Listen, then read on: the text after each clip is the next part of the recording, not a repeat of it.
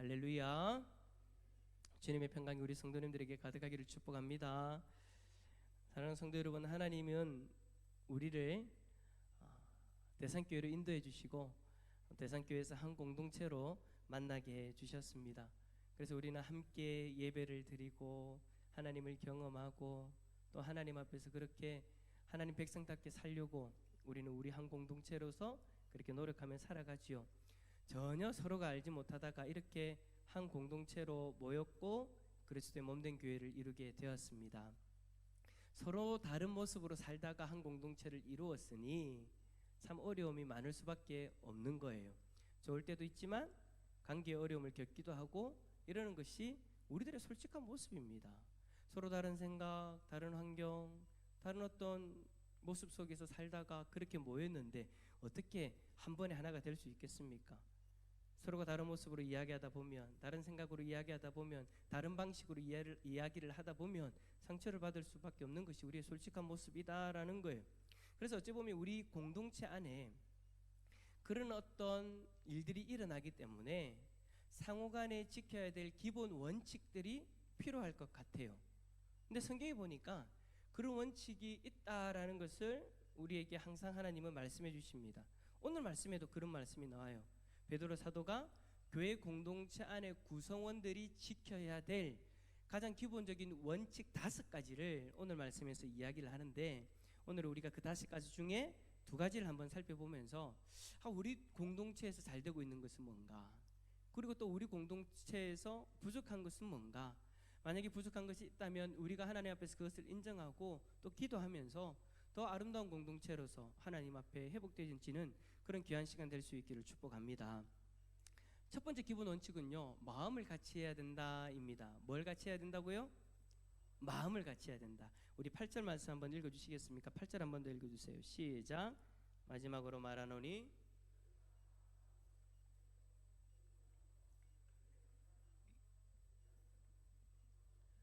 아멘. 자, 베드로 사도는 마지막으로 말하노니 라고 그렇게 하면서 너희가 다 마음을 같이 하라 라고 그렇게 권면합니다. 여기서 마지막으로 말한다라는 것은 베드로 전서를 마무리한다라는 그런 의미가 아니고요, 베드로 사도가 베드로전서 2장 18절부터 이야기했던 앞선 그 권면들을 마무리하기 위해서 이제 정리하면서 마지막으로 그 권면들에 대해서 이렇게 정리한다, 이렇게 말한다라고 표현하고 있는 거예요. 그러니까 2장 18절부터 종이 주인들에게 어떻게 순종해야 되는가, 그리고 왕에게는 어떻게 해야 되고 사환들에게는 어떻게 해야 되고 아내들과 남편에게는 또 어떻게 해야 되는가, 서로 어떻게 그렇게 대해야 되는지에 대해서 이야기를 하고 나서 이제 뭐라고 얘기하느냐, 너희가 다라는 이 표현을 통해서 교회 공동체 전체가 이제는 서로를 어떻게 대해야 되는지에 대해서 베드로 사도가 이야기하는 거죠. 그 첫 번째가 뭐라고요? 마음을 같이 하라입니다. 마음을 같이 하라는 이 헬라 단어는요, 한 마음에 혹은 조화된 어떤 그런 의미를 가지고 있어요. 그러니까 베드로 사도는 한 교회 안에서 다양한 배경의 그리스도인들이 존재한다라는 것을 인정하고 그것을 사실로 받아들이면서 서로 다르지만 조화가 가능하다라는 것을 또한 베드로는 알고 있었다라는 거예요. 서로 다른 배경의 사람들이 조화를 이룰 수 있는 것이 가능한 이유는 뭘까요? 그것은 바로 주 예수 그리스도의 복음 때문에 조화가 가능하다라고 그렇게 바울은 이야기합니다. 성경 전체에서 그렇게 이야기하는 거예요. 우리는요, 복음으로 하나 되어지고 복음으로 조화를 이룰 때에 온전한 공동체를 이룰 수 있는 것입니다. 어떤 일을 하는데 모두 다 동일한 생각을 하고 동일한 마음을 품는 것은 불가능한 일이에요. 제가 이제 지난주도 그렇고 몇 주째 계속 그런 어떤 비슷한 이야기들을 했잖아요. 그렇게 동일한 마음을 가지고 동일한 생각을 품는다, 똑같은 사물 하나를 바라보는데 똑같은 마음을 품는다, 그건 여러분 불가능한 거예요. 그렇지만 여러분, 예수 그리스도의 복음을 향한 마음은 우리가 같이 할 수 있는 줄 믿습니다. 왜냐하면 우리는 그리스도의 복음으로 인하여서 그리스도가 머리 되시는 공동체의 일원이 되었기 때문이에요. 그냥 어떤 집사님이 마음에 들어서 우리가 대상교회 공동체 일원이 된 게 아니에요. 어떤 장로님에게 감동을 받아서 우리가 대상교회 공동체 일원이 된 것이 아니에요. 우리가 지금 이 자리에서 대산교회 공동체의 일원으로서 하나님 앞에 예배를 드릴 수 있는 이유는 뭐냐? 사람 누구 때문이 아니라 예수 그리스도의 복음 때문인 줄 믿습니다. 그래서 다른 것으로는 마음이 하나가 되지 못한다 하더라도 그리스도의 복음 앞에서는 모든 것을 내려놓고 하나가 되어질 수 있는 것이죠. 서로의 다름 때문에 상처를 받기도 하고 어려움을 경험하기도 하다가 그리스도의 복음 앞에서 서로의 다름을 인정하게 되어지고 하나가 되어질 수 있더라는 겁니다. 저는 이것이 바로 복음의 능력이라고 믿습니다. 다른 이들이 그리스도의 십자가 앞에서 자기의 다름을 인정하고 그 은혜를 사모하면서 하나가 되어지는 것. 우리는 그리스도의 복음을 떠나서는요 결코 하나가 되어질 수 없어요. 그리스도의 복음 없이 사람의 모습으로는 결코 하나 되어질 수 없다라는 거예요. 그거는 기적이에요. 그걸 바라서도 안 되는 거예요. 우리는 그리스도의 복음으로 말미암아 마음을 함께하는 공동체라는 거 여러분 잊지 마시길 바랍니다. 그러므로 우리가 하나가 되기를 원한다면 우리 공동체는 언제나 그 십자가의 은 앞에 서 있어야 되는 거예요. 교회에 십자가 은혜가 없다? 십자가가 거론되지 않는다? 사라져버린다? 예수님의 옛자도 나 얘기하지 않는다? 그러면 그 공동체는 하나가 되어줄 수 없는 거예요. 그래서 우리는 날마다 십자가 은혜 앞에서 십자가 은혜를 사모하면서 십자가를 떠나서 절대 하나 될 수 없다는 것을 인정하고 날마다 십자가 앞에 서기 위해서 노력해야 되는 거죠. 십자가 앞에 선다라는 게 뭐예요? 예수 그리스도의 그 십자가 앞에서 내 죄된 모습을 인정하고 나의 부족한 모습을 인정하고 그리스도의 십자가 앞에 나의 모든 것들을 의탁하는 거예요. 근데 그 십자가가 사라져버리면 내가 드러나기 시작하고 내 주장이 드러나기 시작하고 내 모습이 드러나기 시작하기 때문에 그 공동체는 하나 될 수 없는 거죠. 십자가 앞에서 하나됨을 누릴 수 있기를 축복합니다. 근데 참 요즘 안타까운 것은 뭐냐? 한국 교회의 모습들이 십자가를 떠나서 하나가 되려고 하기 때문에 많은 문제들이 일어나요. 세상적인 방법으로 세상적인 이론으로 하나가 되려고 하니까 하나가 되지 못하고 문제가 생기더라라는 거예요. 우리 교회만큼은 그렇게 되지 않았으면 좋겠습니다. 저도 담임 목사로서 우리 교회가 하나 되는데 세상적인 방법을 다 떠나서 언제나 그렇게 십자가 앞에 서려고 노력할 거예요. 혹시나 김우길 목사가 앞에서 십자가 외에 다른 방법으로 하나 되게 만들려고 한다면 여러분들이 저에게 권면해 주셔야 돼요. 목사님, 이건 아닌 것 같아요 라고 그렇게 권면해 주셔야 돼요. 여러분들이 그 말 한마디가 여러분 그냥 지나가는 말로 저는 들리지 않아요. 커다란 돌로 느껴져요. 한 대 딱 때리는 거예요. 그럼 어떻게 되겠어요? 제가 하나님 앞에 서서 또 회개하겠죠. 여러분, 그리고 또 김우길 목사가 그런 길로 가지 않도록 여러분 기도해 줄 수 있기를 부탁을 드립니다. 담임 목사를 위해서 누가 기도해 주겠어요? 여러분들이 기도해 줘야 되죠.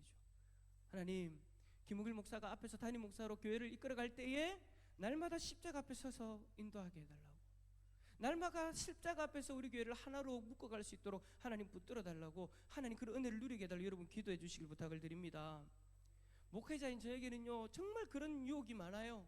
십자가 외에 하나 되게 하는 방법, 여러분 솔직히 말해서 십자가 외에 하나 되게 하는 방법 얼마든지 있습니다. 얼마든지 있습니다. 정말 많이 있어요. 근데 여러분, 목회자가 그것들을 택하지 않고 십자가만 바라본다는 거, 여러분 그 정말 어려운 거예요. 그러한 유혹들이 너무나도 많이 있고, 그러한 유혹들이 어떤 세미나 어떤 모임들이 많기 때문에 그러한 유혹들을 떨쳐내고 십자가만 바라본다는 거 정말 어려운 거예요. 그러니까 여러분 어떻게 해주셔야 돼요? 저나 그리고 우리 당의 장로님들이 그러한 잘못된 길이 아니라 십자가 앞에서만 하나 되어질 수 있도록, 그렇게 교회를 이끌어갈 수 있도록 여러분 권면해 주시고 기도해 주시길 부탁을 드립니다. 뿐만 아니라 우리 성도님들도 마찬가지예요. 제가 앞에서 십자가를 외칠 때 여러분들 또한 그 십자가 앞에서 자신을 내려놓고 온전히 함께 그 십자가 앞에 서셔야 돼요. 근데 목사님 꼭 그렇게 해야 되나? 세상에 보니까 이렇게 하면 되는데, 우리 회사에는 이런 방법 하니까 되던데, 어떤 교회는 뭐 다른 방법을 하니까 되던데, 여러분 그러면 안 된다라는 거예요. 우리 성도님들과 동일하게 저와 같이 십자가 앞에 서려고 노력해야 됩니다. 십자가 은혜 외에 다른 것에 마음을 두기 시작하면요 하나됨의 조화가 깨진다는 것을 여러분 기억하시고, 저와 장로님들 그리고 우리 모든 성도님들이 언제나 그 십자가의 은혜만을 바라봄으로 진정한 하나님을 누릴 수 있기를 축복합니다. 두 번째로 교회 공동체원들이 지켜야 되는 원리는요, 서로 동정해야 됩니다. 서로 동정해야 돼요. 우리가 아까 읽었던 동정 8절에 보니까 동정하여라 라고 그렇게 이야기하잖아요. 근데 그 헬라 원어가 어떤 의미가 있냐면요, 함께 동참하여 고통을 받는 또는 공감을 나타내는 혹은 서로의 마음이 통하는 이런 그런 의미들을 가지고 있대요. 즉 이 말은 어떤 의미냐, 다른 사람이 겪는 고통을 공감하고 그들과 자신을 일치시키는 것을 의미하는 거예요. 교회 공동체원들은 이러한 마음을 가지고 서로를 바라봐야 되는 거예요. 서로 남으로 살다가 그리스도의 십자가 앞에서 은혜를 받고 우리는 서로의 고통을 공감하고 형제의 고통을 나의 고통처럼 받아들여야 되는 관계가 된 것을 인정하고 그렇게 우리가 공감하고 우리가 동정해야 되는데, 참 요즘은요 이 동정한다는 말 받아들이기 참 힘든 것 같아요. 왜냐? 요즘은 뭐라고 합니까? 너는 너고 나는 나다. 네 아픔은 네 아픔이고 내 아픔은 내 아픔이다. 그래서 그냥 끊어버리는 거예요. 개인주의적인 어떤 그런 생각이 팽배해지는 거예요. 너가 아파도 나만 아프면 나만 아프지 않으면 돼 라는 그런 생각도 솔직히 하잖아요. 나도 힘든데 내가 어떻게 너희 힘듦까지 짊어질 수 있냐 라고 그렇게 생각하기 때문에 누군가의 아픔을 동정한다라는 것, 여러분 힘이 들고 그렇게 이야기하는 것조차도 어렵고 미안한 것이 요즘의 분위기예요. 뿐만 아니라 반대로 어떤 이들은 누군가의 동정을 받는 것을 싫어해요. 왜냐? 힘든 일이 있을 때 누군가 자신을 동정한다라는 그런 느낌이 들면 자존심 상해요.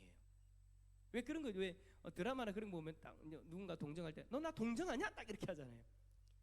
그걸 너무 자존심 상해하고 싫어한다라는 거예요. 그 동정의 마음 자체를 거부한다라는 거죠. 이런 마음이 요즘 사람들의 기본적인 모습인 것 같아요. 여러분 어떻습니까? 내가 누군가를 동정해줘야 된다라는 것을 받아들일 마음의 여유가 있으세요? 아니면 누군가를 나를 동정해주는 것을 허락해줄 만한 마음을 여러분 있으십니까?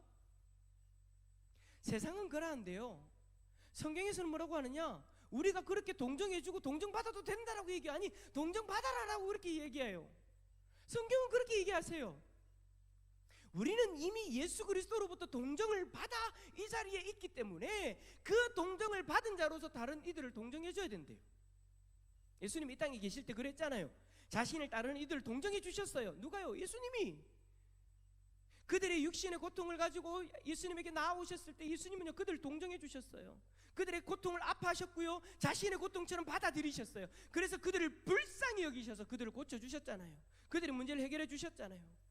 그렇습니다. 예수님은 죄악으로 고통받는 우리들의 고통을 동정해 주셨어요. 우리와 같은 인간의 모습으로 신이 죄로 무너진 그 육신의 고통을 함께 경험하시면서 예수님이 우리를 동정해 주셨어요. 예수님이 만약에 우리를 동정해 주시지 않았다면 우리는 아직까지도 지옥을 향해 걸어가고 있는 그런 불행한 인생들로 살아가고 있을 거예요. 하지만 지금 이 순간 예수님이 우리를 동정해 주셔서 지금은 우리는 저 천국을 바라볼 수 있는 줄 믿습니다. 우리는 여러분 이미 동정을 받은 사람이에요. 그렇기 때문에 그 동정의 은혜를 받은 사람으로서 누군가를 동정해 줄 수 있어야 된다라는 것이죠. 하지만 세상은 반대로 이야기해요. 너의 마음에 여유가 없잖아. 네도 고통스럽잖아. 근데 너가 누구를 동정해? 너가 여유가 생기면 동정해라. 네 마음에도 누군가를 동정할 여유가 없는데 고통이 가득한데 그 다른 사람의 고통을 네 고통으로 삼는다라는 거 있을 수 없는 일이야. 네 마음에 여유가 생기면 동정해줘라. 근데 여러분 이게요 사단의 고도의 전략입니다. 여러분 이거 기억하십시오. 사단은요 우리의 시선을 항상 우리 자신에게만 머물게 만들어요. 그래서 다른 사람의 고통을 못 보게 만들어요. 우리가 여유가 생겨서 남을 동정한다? 물어봅시다. 언제요? 언제 우리들의 마음에 여유가 생기던가요? 우리의 삶에서 남을 동정할 만한 여유가 과연 얼마나 있었습니까? 좀 나아지면, 좀 여유가 생기면 누구를 동정해 주지. 아, 나도 힘든데 내가 저 사람 어떻게, 내 이것 좀 해결되어지면. 근데 여러분 솔직히 그렇잖아요. 이것 좀 해결되어지면 이거 해결되면 또 다른 거 오잖아요. 내 마음에 여유가 생기려면 또 다른 게 들어오고 또 다른 게 들어오고, 사단은 계속해서 우리의 것만을 바라보고 우리의 것에 머물게 만들어요. 그래서 누군가를 동정하는 그 일조차를 하지 못하도록 만들어버린다라는 거예요. 우리에게 남을 동정할 수 있는 여유가 생기는 것, 여러분 죄송하지만 없을 거예요. 앞으로 없을 거예요. 있어도 잠시. 하지만 그 잠시조차도, 나에게 여유가 생겼을 조차도 남을 동정하지 않고 있을 거예요. 지금까지 우리의 모습을 한번 보세요. 거의 그렇잖아요. 하나님은요, 사단이 이야기하는 것과는 정반대 이야기를 하십니다.